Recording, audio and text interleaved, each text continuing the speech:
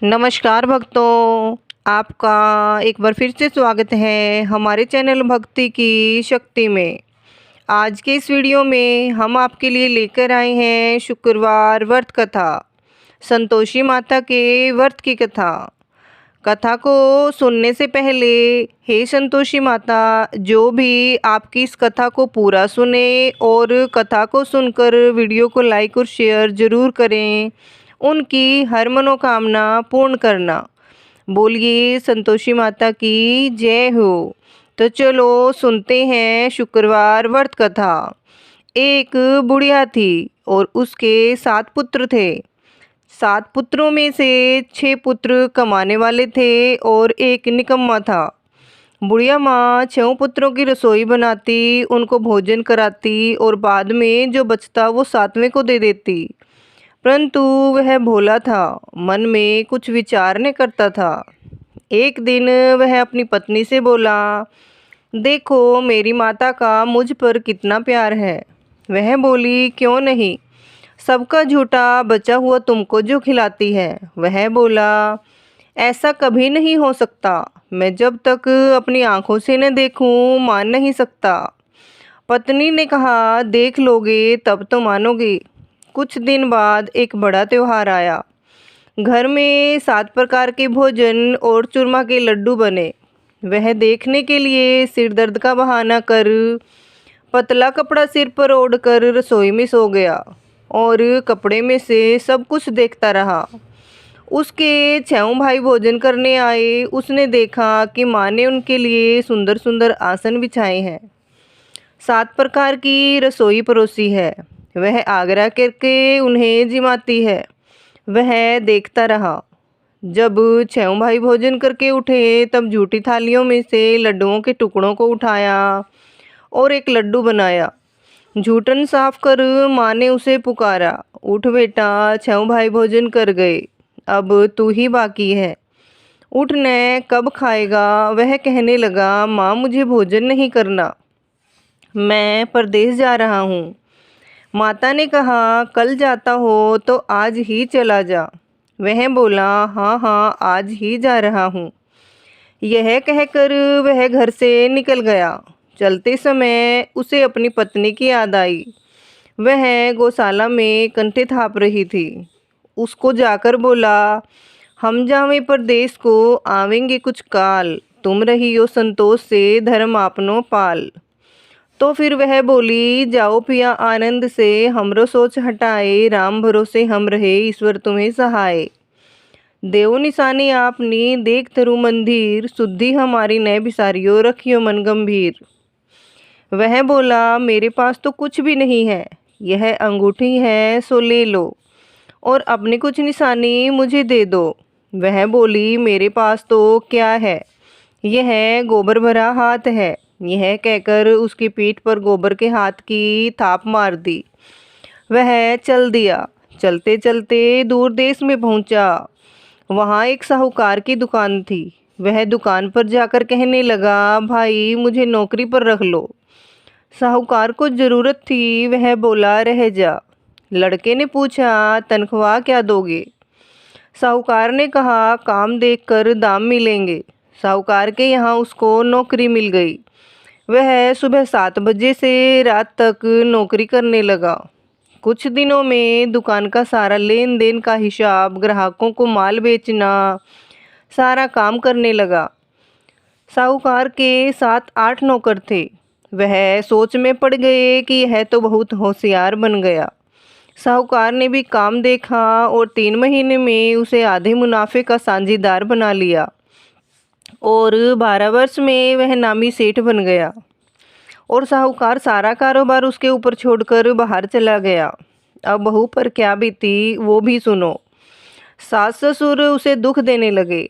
सारी गृहस्थी का काम करा के उसे लकड़ी लेने जंगल में भेजते और घर की रोटियों के आटे से जो भी भूसी निकलती उसकी रोटी बनाकर रख दी जाती और फूटे नारियल की नरेली में पानी।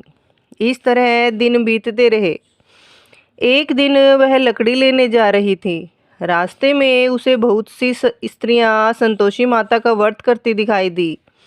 वह वहाँ खड़ी हो कथा सुनकर बोली, बहनों तुम किस देवता का व्रत करती हो और इसके करने से तुम्हें क्या फल मिलता है? इस व्रत के करने की क्या विधि है?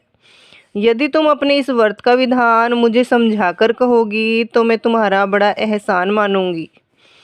तब उनमें से एक स्त्री बोली, सुनो, यह संतोषी माता का व्रत है। इसके करने से निर्धनता दरिद्रता का नाश होता है, लक्ष्मी आती है, मन की चिंताएं दूर होती हैं, घर में सुख आने से मन को प्रसन्नता और शांति मिलती है। यह सुनकर बहू चल दी, रास्ते में लकड़ी के बोझ को बेच दिया और उन पैसों से गुड़ चना ले माता के व्रत की तैयारी कर आगे चल दी। सामने मंदिर देख पूछने लगी, यह मंदिर किसका है? लोगों ने बताया, यह संतोषी माता का मंदिर है। यह सुन माता के मंदिर में जा माता के चरणों में लौटने लगी और विनती करने लगी, माँ मैं निप्ट मूर्ख हूँ, व्रत के नियम नहीं जानती, मैं बहुत दुखी हूँ। हे माता जगत जननी मेरा दुख दूर करो, मैं तेरी शरण में हूँ। माता को दया आ गई। एक शुक्रवार बीता ही था कि दूसरे शुक्रवार को उसके पति का पत्र आया और तीसरे को उसका भेजा हुआ पैसा भी आ पहुंचा। यह देख जेठानियाँ मुंह सिकोड़ने लगी, इतने दिनों में इतना पैसा आया, इसमें क्या बड़ाई है? लड़के ताना देने लगे। काकी के पास तो अब पत्र आने लगे, रुपया आने लगा, अब तो काकी की खातिर बढ़ेगी, अब तो काकी बुलाने से भी नहीं बोलेगी। वह बेचारी सरलता से कहती, भैया पत्र आवे रुपया आवे तो हम सबके लिए ही अच्छा है। ऐसा कहकर आंखों में आंसू भरकर संतोषी माता के मंदिर में मातेश्वरी के चरणों में गिरकर रोने लगी। माँ मैंने तुमसे पैसा नहीं मांगा, मुझे पैसे से क्या काम है? मुझे तो अपने सुहाग के दर्शन चाहिए, मैं तो अपने स्वामी की सेवा मांगती हूँ। तब माता ने प्रसन्न होकर कहा, जा बेटी तेरा स्वामी आएगा। यह सुनकर खुशी से बावली होकर घर जाकर काम करने लगी। अब संतोषी माता विचार करने लगी, इस भोली पुत्री से मैंने कह तो दिया तेरा पति आएगा, पर आएगा कहाँ से? वह तो इसे स्वप्न में भी याद नहीं करता। उसे याद दिलाने के लिए मुझे ही जाना पड़ेगा। इस तरह संतोषी माता उसके पति के सपने में प्रकट हो कहने लगी, साहूकार के बेटे सोता है या जागता है? वह बोला, माता सोता भी नहीं हूँ और जागता भी नहीं हूँ, बीच में ही हूँ, कहो क्या आज्ञा है? माँ कहने लगी, तेरा घर बार कुछ है या नहीं? वह बोला, सब कुछ है। माँ बाप भाई बहन पत्नी क्या कमी है? माँ बोली, भोले पुत्र तेरी पत्नी घोर कष्ट उठा रही है, तेरे माँ बाप उसे दुख दे रहे हैं, वह तेरे लिए तरस रही है, तू उसकी सुधि ले। वह बोला, माता यह तो मुझे मालूम है, परंतु जाऊं कैसे? परदेश की बात है, लेन देन का कोई हिसाब नहीं, जाने का कोई भी रास्ता नज़र नहीं आता, कैसे चला जाऊं? माँ कहने लगी, मेरी बात मानो, सवेरे नहा धोकर संतोषी माता का नाम लो, घी का दीपक जलाओ, दंडवत कर दुकान पर जा बैठना, तब देखते ही देखते तेरा लेन देन सब चुक जाएगा, माल बिक जाएगा, शाम होते होते धन का ढेर लग जाएगा। तब वह सवेरे बहुत जल्दी उठ नहा धोकर संतोषी माता को दंडवत कर घी का दीपक जला दुकान पर जा बैठा। थोड़ी देर में क्या देखता है कि देने वाले रुपया लाए और लेने वाले हिसाब लेने लगे। कोठे में भरे सामानों के खरीदार नगद दाम में सौदा करने लगे। शाम तक धन का ढेर लग गया। माता का यह चमत्कार देख खुश हो मन में माता का नाम ले घर ले जाने वास्ते गहना और कपड़ा खरीदने लगा और वहाँ के काम से निपट तुरंत घर को रवाना हुआ। उधर बहू बेचारी जंगल में लकड़ी लेने जाती है। लौटते वक्त माताजी के मंदिर में विश्राम करती है। वह तो उसका रोज रुकने का स्थान ठहरा। दूर से धूल उठती देख वह माता से पूछती है, हे माता, यह धूल कैसी उड़ रही है। माँ कहती है, हे पुत्री, तेरा पति आ रहा है।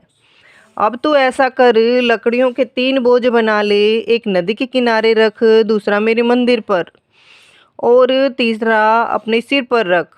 तेरे पति को लकड़ी का गट्ठा देखकर मोह पैदा होगा।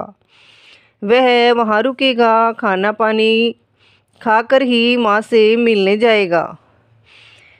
तब तू लकड़ी का बोझ उठाकर जाना और बीच चौक में गट्ठा डालकर 3 आवाज़ें जोर से लगाना। लो सासू जी, लकड़ियों का गट्ठा लो, मूसी की रोटी दो और नारियल के खोपरे में पानी दो। आज मेहमान कौन आया है। माँ की बात सुन, बहुत अच्छा माता, बहुत अच्छा कहकर प्रसन्न हो वह लकड़ियों के 3 गट्ठे ले आई। एक नदी के तट पर एक माता के मंदिर पर रखा। इतने में ही एक मुसाफिर वहां आ पहुंचा। सूखी लकड़ियां देख उसकी इच्छा हुई कि यही निवास करे और भोजन बना खा पी कर गाँव जाए। इस प्रकार भोजन बना विश्राम ले गाँव को गया। सबसे प्रेम से मिला। उसी समय पत्नी सिर पर लकड़ी का गट्ठा लिए आती है। लकड़ी का भारी बोझ आंगन में गिरा। जोर से 3 आवाजें लगाती हैं। लो सासू जी, लकड़ी का गट्ठा लो, भूसी की रोटी दो और नारियल के खोपरे में पानी दो। आज मेहमान कौन आया है। यह सुनकर उसकी सास अपने दिए हुए कष्टों को भुलाने के लिए कहती है, बहू ऐसा क्यों कहती है, तेरा पति ही तो आया है। आ बैठ, मीठा भात खा, भोजन कर, कपड़े गहने पहन। इतने में उसकी आवाज़ सुनकर उसका पति बाहर आया और अंगूठी देख व्याकुल हो माँ से पूछता है, माँ यह कौन है। माँ कहती है, बेटा तेरी बहू है। आज 12 वर्ष हो गए। तू जब से गया है तब से सारे गांव में जानवर की तरह भटकती फिरती है। काम काज घर का कुछ नहीं करती, 4 समय आकर खा जाती है। अब तुझे देखकर भूसी की रोटी और नारियल के खोपरे में पानी मांगती है। वह लज्जित हो बोला, ठीक है माँ, मैंने इसे भी देखा है और तुम्हें भी देखा है। अब मुझे दूसरे घर की चाबी दो तो मैं उसमें रहूं। तब माँ बोली, ठीक है बेटा, जैसी तेरी मर्जी, कहकर चाबी का गुच्छा पटक दिया। बेटे ने चाबी ले दूसरे कमरे में जो तीसरी मंजिल के ऊपर था खोलकर सारा सामान जमाया। एक दिन में ही वहाँ राजा के महल जैसा ठाट बाट बन गया।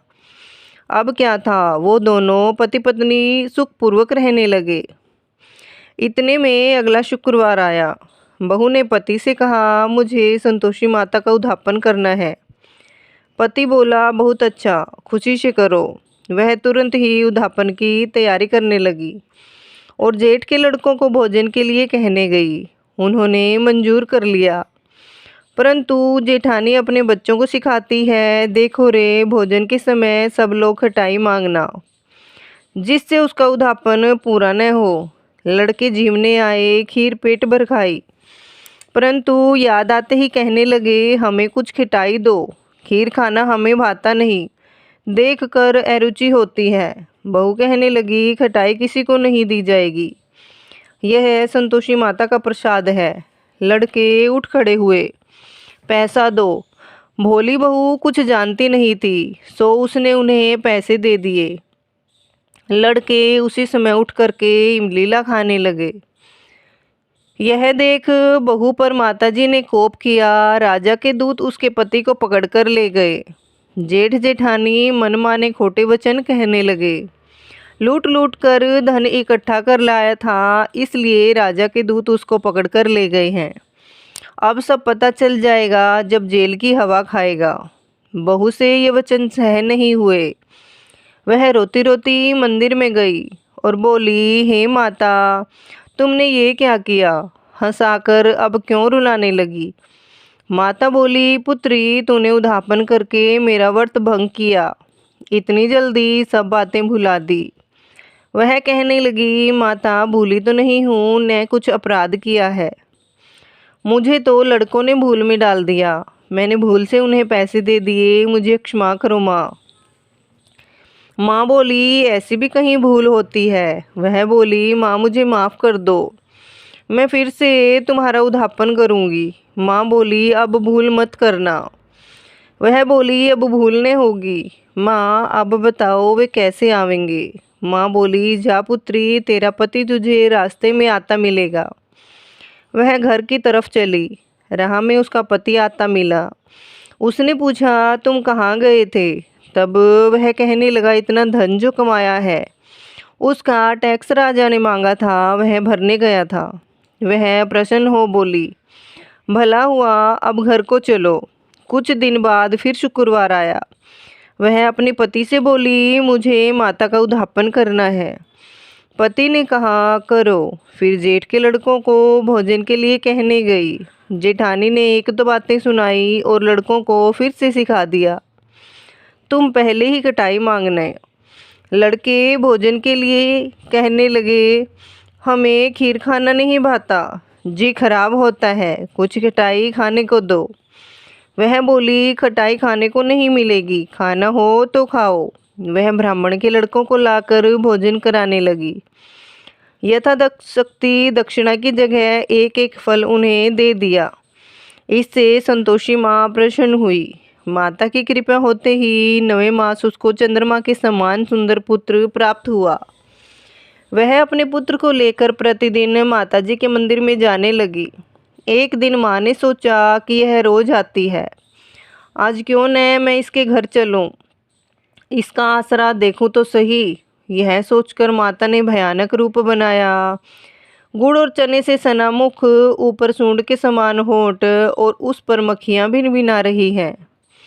दहलीज में पांव रखते ही उसकी साथ चिल्लाई देखो रे, कोई चुड़ैल चली आ रही है, लड़को इसे भगाओ नहीं तो यह किसी को खा जाएगी। लड़के डरने लगे और चिल्लाकर खिड़की बंद करने लगे। बहू रोशनदान से देख रही थी। प्रसन्नता से पागल होकर चिल्लाने लगी आज मेरी माता मेरे घर आई है, आज मेरी माता मेरे घर आई है। यह कहकर बच्चे को दूध पीने से हटा दिया और इतने में सास का क्रोध फूट पड़ा।